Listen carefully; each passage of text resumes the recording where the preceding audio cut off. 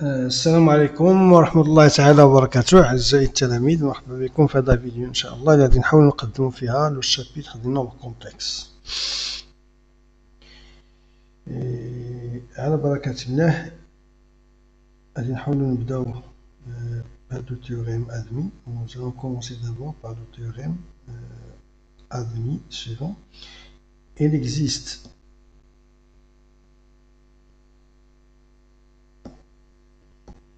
un ensemble noté C appelé ensemble des nombres complexes vérifiant les propriétés suivantes.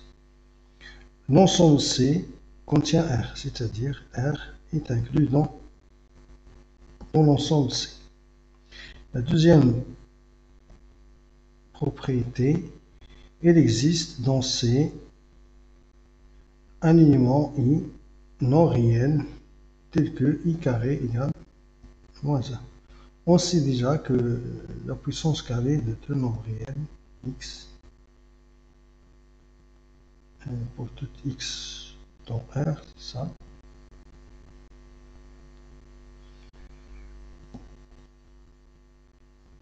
Pour tout x appartenant à R, x carré est supérieur ou égal à 0, c'est-à-dire est différent de moins 1. Donc il n'existe aucun nombre réel de carré égal à moins 1.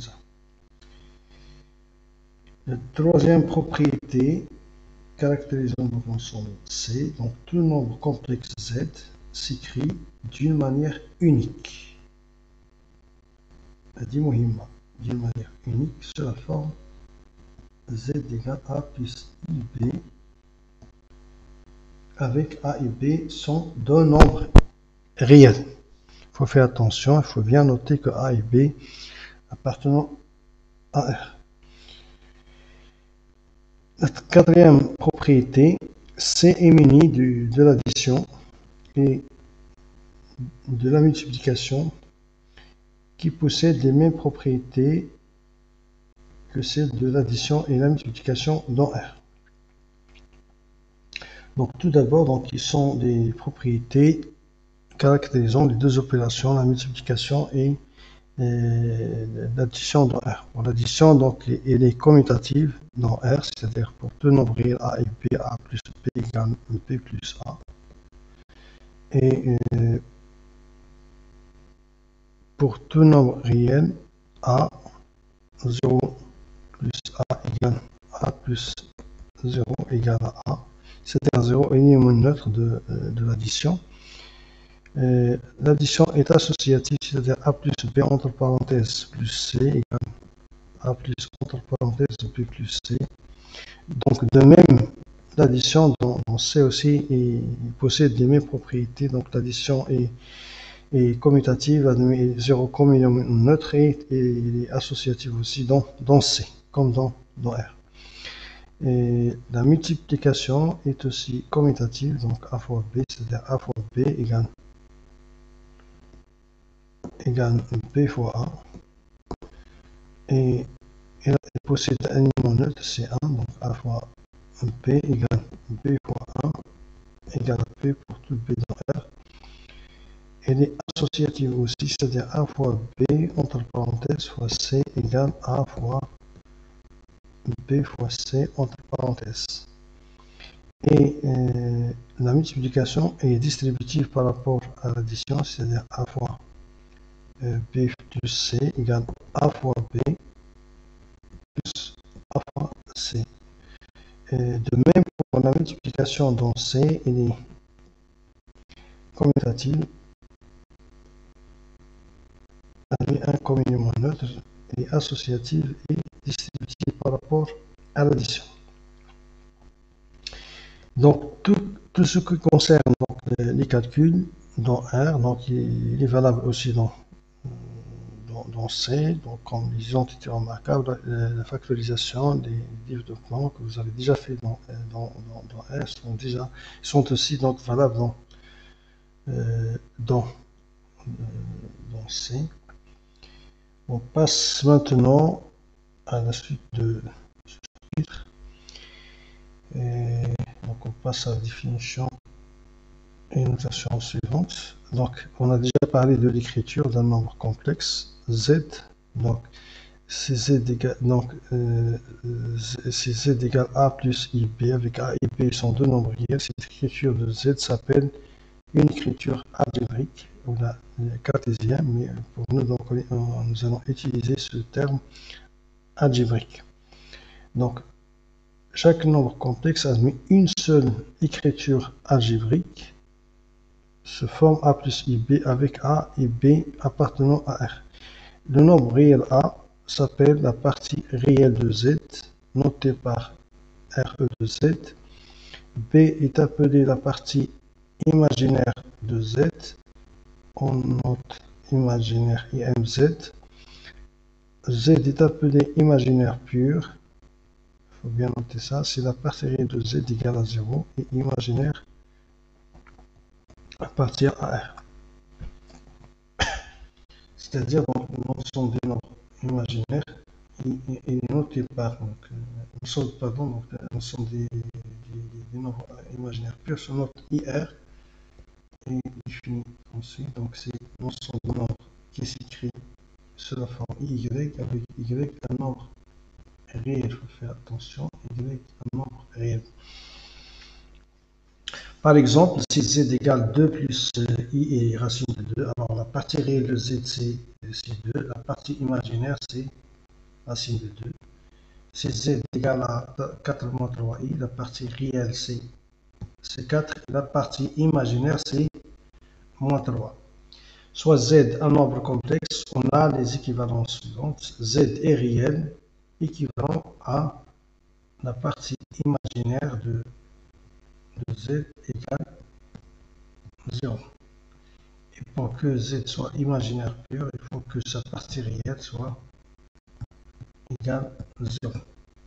On a Z égale, pourquoi? Parce que Z égale la partie réelle de Z plus I fois la partie imaginaire de Z.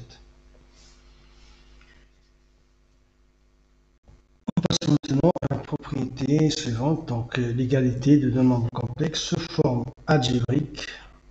Notez bien que ces deux écritures sont des écritures algébriques de Z1 et Z2 respectivement, avec A1 et P1 et A2 et B2 appartenant à R, pour dire que ces deux écritures sont vraiment des écritures algébriques. Alors Z1 égale à Z2, ça équivalent à dire que A1 égale à A2 et B1 égale à B2, car chaque nombre complexe admet une et une seule écriture de la forme A1 plus IB1. Avec A1 et B1, deux nombres réels, d'où l'égalité donc de deux nombres complexes, ça équivaut à dire qu'ils ont la même partie réelle, la même partie imaginaire. En particulier, Z égale A plus IB appartenant à 0, ça équivalent à dire que A égale à B égale 0. Mais il faut bien noter que A et B sont deux nombres réels.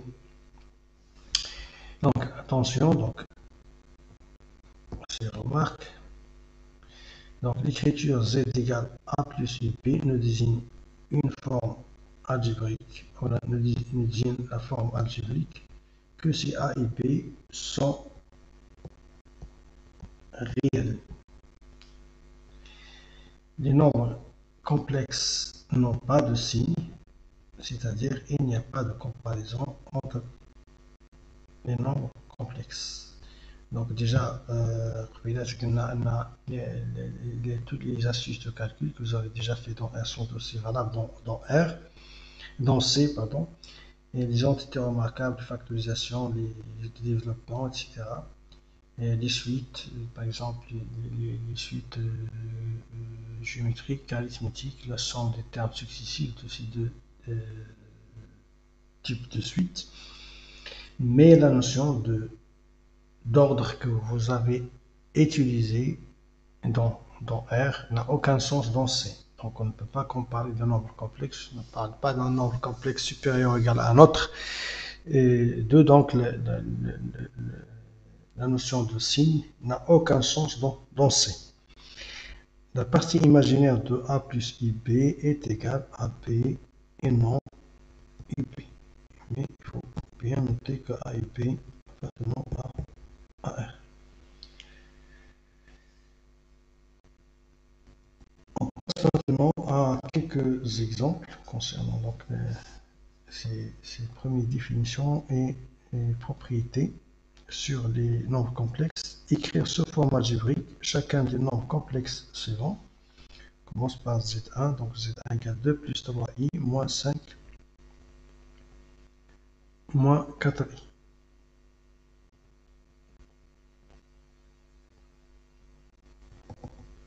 Donc Z1 c'est, comme on a dit, c'est 2 plus 3i moins 5 moins 4i.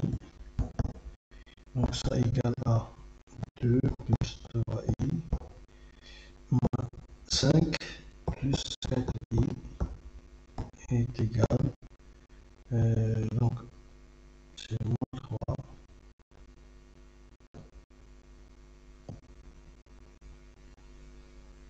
et 3i plus 4i plus 7i.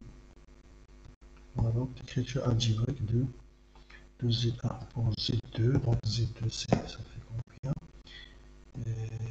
Z2 c'est 1 plus 2i fois 2 moins 3i.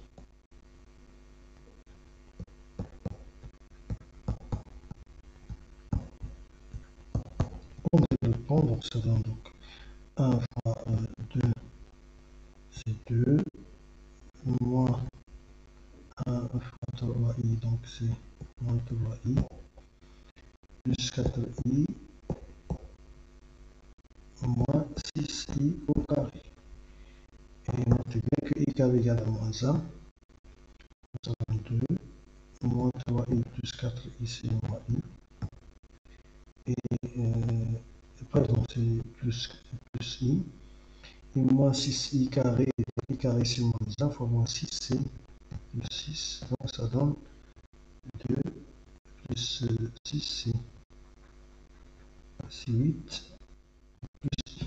Voilà donc l'écriture algébrique de ce nombre complexe. On passe maintenant à l'exemple suivant. C'est Z3, 1 plus I au carré, 1 plus I au carré, donc c'est l'identité remarquable. Donc 1 plus I, ça donne 1, c'est ça.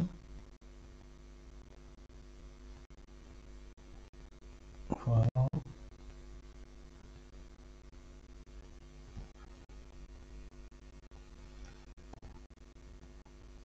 C'est 1 plus I au carré. Voilà. 1 plus I au carré. C'est 1 plus 2 fois 1 fois I plus I au carré. Donc ça donne donc 1 plus 2I moins 1 c'est 2I. Voilà donc l'écriture algébrique de ce nombre complexe. On passe à l'exemple suivant.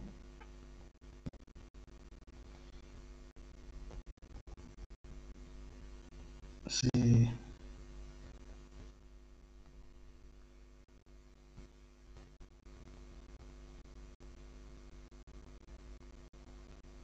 voilà,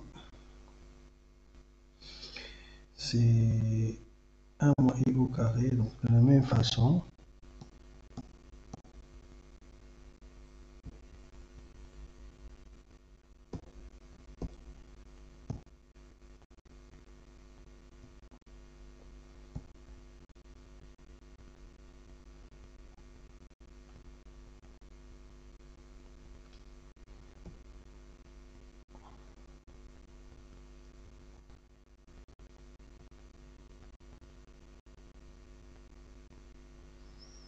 Oui, donc 1 moins I, c'est de la même façon, donc vous pouvez faire ça.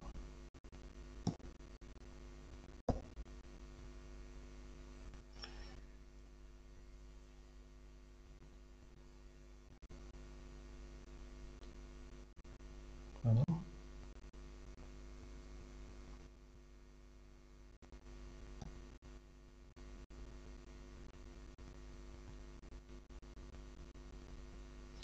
Donc 1 moins i, donc ça donne, après les calculs, c'est moins de i.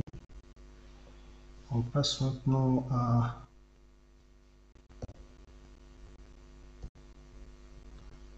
aux autres exemples. Donc vous pouvez faire ça pour Z5.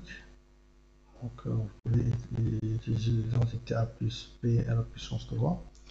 Passe maintenant à la question 2, i à la puissance 1 c'est i, i à la puissance 2 c'est moins 1, i à la puissance 3 c'est moins i, et à la puissance 4, donc c'est 1, voilà, c'est bon. Donc i à la puissance 5 ça donne i, i à la puissance 6 c'est moins i, et c'est moins 1, pardon, donc c'est moins 1, c'est pas i, c'est moins 1, donc c'est i fois i, et à la puissance 7 c'est i fois moins 1, c'est moins i, et à la puissance 8 c'est 1. La même chose, donc i à la puissance 9 c'est i, à la puissance 10 c'est moins 1, à la puissance 11 c'est moins i, à la puissance 2 c'est 1. Voilà. On divise i à la puissance n suivant les valeurs de n. Donc là, suivant les valeurs de n. Donc, selon le reste de la division euclidienne de n sur 4. Donc on a 4 cas, donc c'est le reste c'est 0, ou bien 1, ou bien 2, ou bien 3. Si n égale à 4 k, un entier naturel, attention, k un entier naturel, donc i à la puissance n, ça donne 1, comme dans le dernier cas. Si n égale 4k plus 1, avec k un entier naturel, donc i à la puissance n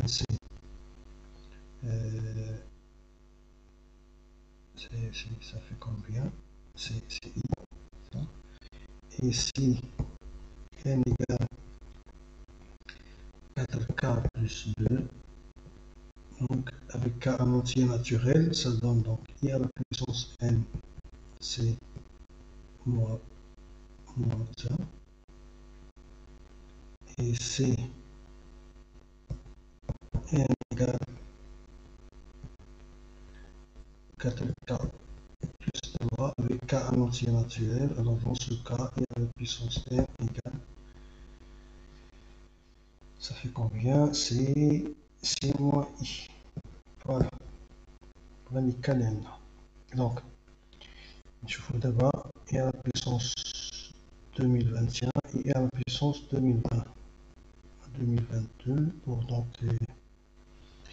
et à la puissance 2021. Donc on marque donc c'est i à la puissance 2020 du moins divisé par 4. Car 20 est divisé par 4. Donc ça donne donc i à la puissance 4 fois 505 fois i. Et le premier c'est après ce qui précède, donc c'est 1. Là c'est i, donc la valeur c'est i. Et i à la puissance 2022, donc c'est i à la puissance 2021 fois i. Donc i à la puissance 2021, déjà c'est fait déjà, donc c'est i fois i. Donc c'est i carré, donc c'est voilà, c'est moins 1.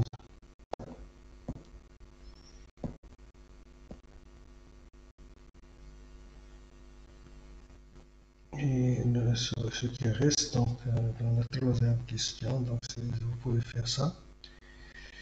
Donc i à la puissance moins 1, i à la puissance moins 1, c'est 1 sur i. Vous avez donc la même propriété des puissances, on va l'appeler aussi dans C. Donc c'est I sur I carré multiplié le numérateur et le dénominateur par le même nombre complexe. Donc ça donne I sur moins 1. Donc c'est moins.